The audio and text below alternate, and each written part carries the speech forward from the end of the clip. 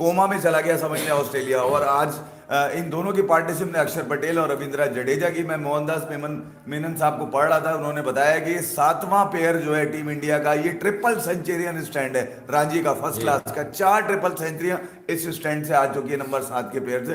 तो ये बड़ी कार्रवाई है कि डोमेस्टिक का वो टैलेंट जो डेफिनेटली इंटरनेशनल के अंदर पे करता है। और आज अक्षर पटेल ने, ठीक है बॉलिंग में उनसे कुछ निकल के नहीं आया, बैटिंग में उन्होंने आज वो काम किया है। यानी कि ये जो 81 रन की पार्टनरशिप है इन दोनों के दरमियान, ये इंडिया के लिए जीत का सबब बनेगी और ऑस्ट्रेलिया की ताबूत में आखिरी कील साबित होगी। और इसके बाद आने वाले सिराज और शामी, उनके पास से भले कुछ रन आ जाएं कल, मगर इंडिया ने यहाँ अपनी पोजीशन, डोमिनेंट पोजीशन में इंडिया लेकर आ गया। अब आ जाए उस तरफ जहां से वासी ने जिसका बताया, अभी ये छोड़ देंगे रोहित शर्मा ने कैसे खेला, टेढ़ा खेला, आड़ा खेला, तिरछा खेला, 120 रन उसने मार दिए।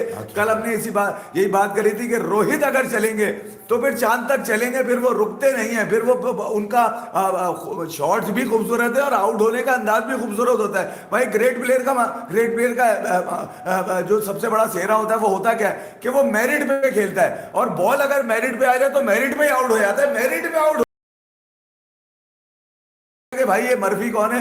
ये तो मुझे एडी मर्फी को तुम नहीं जानते, इनके दादा थे काले, अफ्रीका से आए थे। लोगों को ये बता दें आप कि ये हर वक्त ये वाला मजाक नहीं चलता। ये कौन है बेटा? ये जिस विकेट पे टेस्ट हो रहा है ना, यहाँ 70 रन पे टीमें आउट हो जाए, कुछ नाम नेहाद यहाँ बल्लेबाज होते तो उनकी टीमें 70 पे पैक हो जाती हैं, ऐसी विकेट है। ये रोहित शर्मा के ही रन हैं भाई। और ये आखिरी पार्टनरशिप इसलिए लगी कि रोहित शर्मा इस काबिल करके खड़ा करके चला गया अपने पाव पे, वरना 5-6 विकेटों तक देखो रोहित के रन के अलावा कुछ दिख नहीं रहा था। अच्छा, अब मैं क्या स्टार्ट में मैंने कहा ये आज बड़ा स्लो खेल के गया। स्लो की वजह ही कि पिच में जान ही नहीं है, पिच में इतनी जान नहीं है कि बैट्समैन जरा खुल के खेले।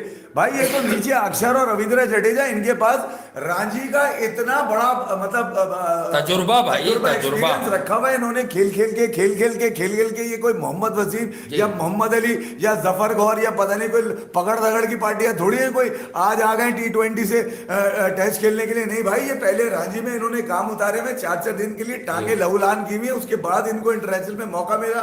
तो ये ऑस्ट्रेलिया की जो दुनिया की नंबर 1 बॉलर्स के अगेंस्ट जो है ना इतना परफॉर्म भी कर रहे हैं। 52 रन बनाना है इस पिच पे, जहां पर आपको पूरे दिन में रन कितने मिले आज इंडिया को? कितने? 150-160 रन बनाए इंडिया ने आज टोटल पूरे दिन के अंदर। बता दें 177 कल, 314 आज, मतलब लगा लें आप कितने रन है। तो स्लो का मतलब ये था कि slow and steady win the race वाले रन है। 144 ऑस्ट्रेलिया नहीं बना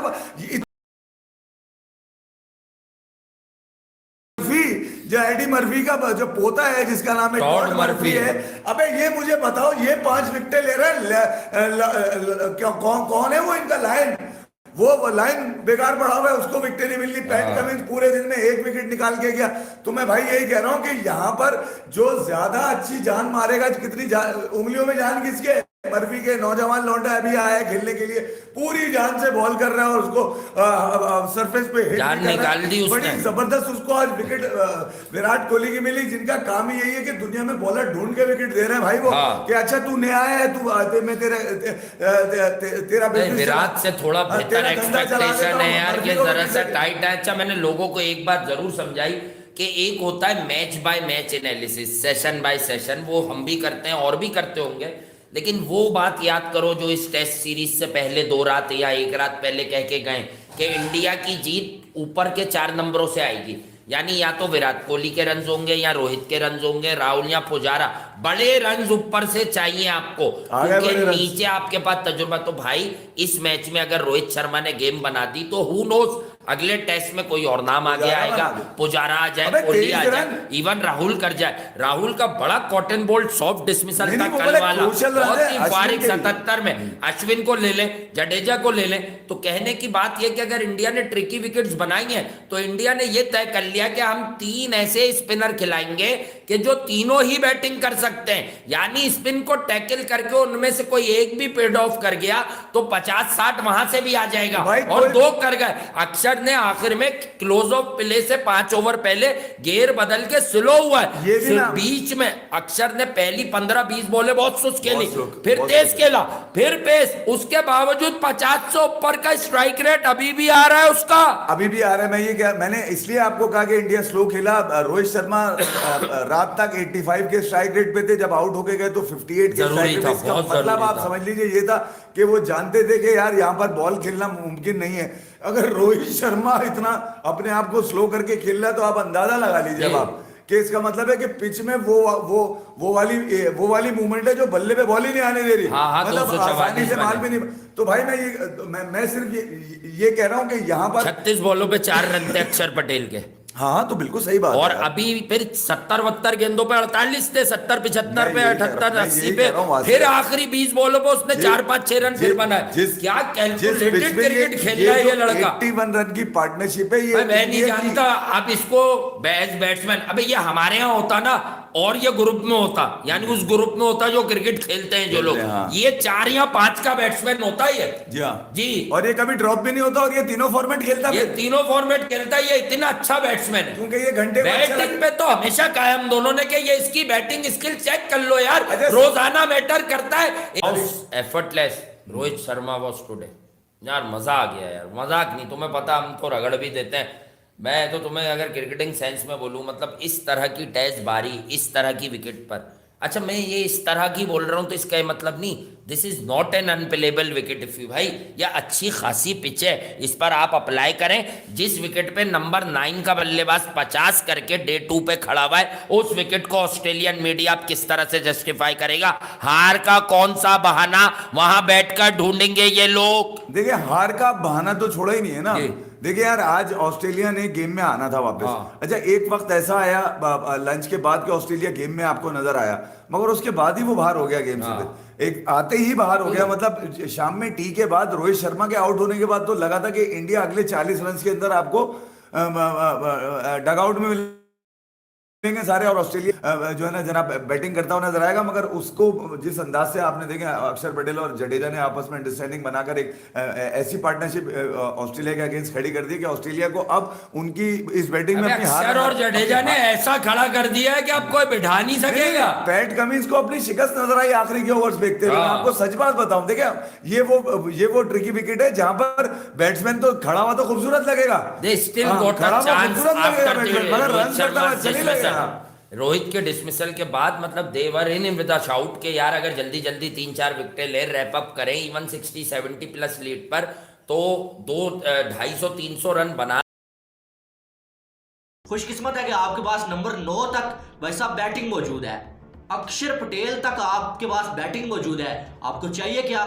इसके बाद आपके पास सिराज मौजूद है, शमी मौजूद है, तो वो भी आपको मालूम है कि शमी तो कुछ हद तक बैटिंग कर ही लेते हैं, तो आपके पास अच्छी भली जो है वो बैटिंग मौजूद होती है। अब अगर देखें यहाँ पर तो आप देखें 81 स्कोर की पार्टनरशिप, और जिसमें आप देखेंगे साथ में पहले जो है वो बात करें जडेजा की, तो जडेजा ने जो है वो बहुत कमाल की और लाजवाब बैटिंग करते हुए 170 बॉलों पे 66 स्कोर बनाए। भाई 9 चौके लगा चुका है ये बंदा 66 में।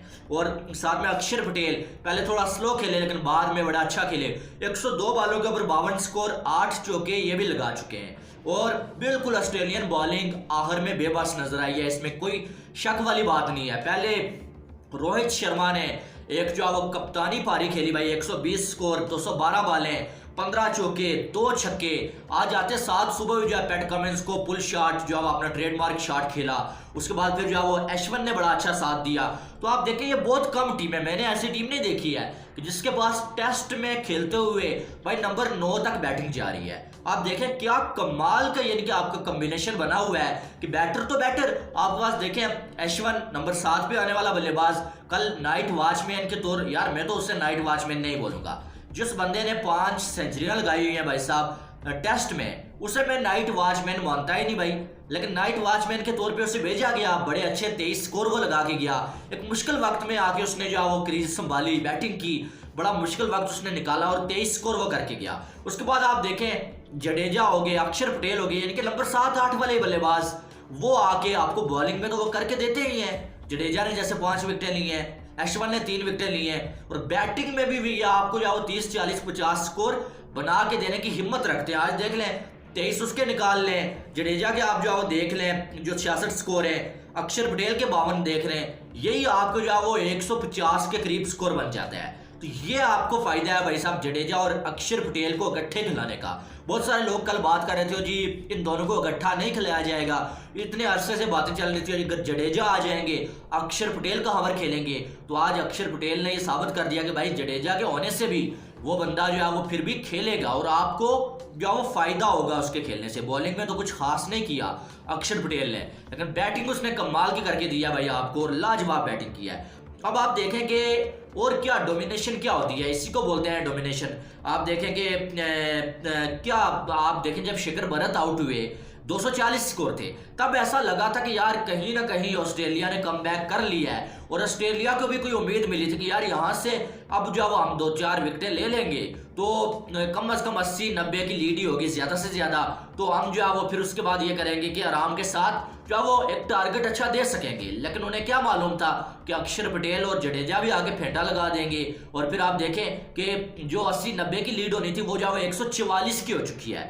इस टाइम इंडिया 144 स्कोर आ गया, और कल के दिन भी आके अगर जो है वो ज़्यादा नहीं तो 60-70 स्कोर भी अगर बना लेती है इंडिया की टीम, तो 200 का भाई जो है वो ये जो लीड होगी यही खत्म करते करते ऑस्ट्रेलिया की आधी टीम जो है वो आउट हो जाएगी। तो यहाँ पर आप ये कह सकते हैं कि इस मैच में इंडिया 80% छया हुआ है, ये मैच इंडिया के हाथ में है इस टाइम। ये बात आप रिकी पॉन्टिंग की स्टेटमेंट सुन के सवेरा इतना अफसोस हुआ। मेरी नजर में रिकी पॉन्टिंग वो अल्टीमेट टीम का कप्तान है जिसकी टीम अगली टीमों को कह के बोल के मारती, इनविंसिबल ऑस्ट्रेलिया मतलब ऐसी की तैसी खुन्ने खोल देंगे। Adam Gilchrist to Mark Waugh to Brett Lee, they had everyone, and Ricky Ponting is in your face किस्म का बदतमीज किस्म का कप्तान, ठीक है ना, who wear his country right on his heart, pride, और एक परफेक्ट मिसाल ना कि यार अग्रेशन की परफेक्ट मिसाल ये होनी चाहिए, ठीक है।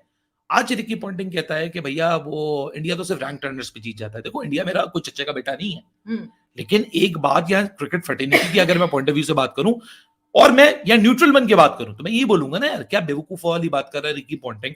अगर इंडिया सिर्फ रैंक टर्नर पे ही जीतती है और टर्निंग विकेट ही बना के जीतती है तो लास्ट 2 घर की जो स्कोर लाइन है वो 2-0 क्यों बैठी हुई है, यानी 2 सीरीज इंडिया जीता हुआ और कंसेक्टिवली ऑस्ट्रेलिया हारा हुआ है।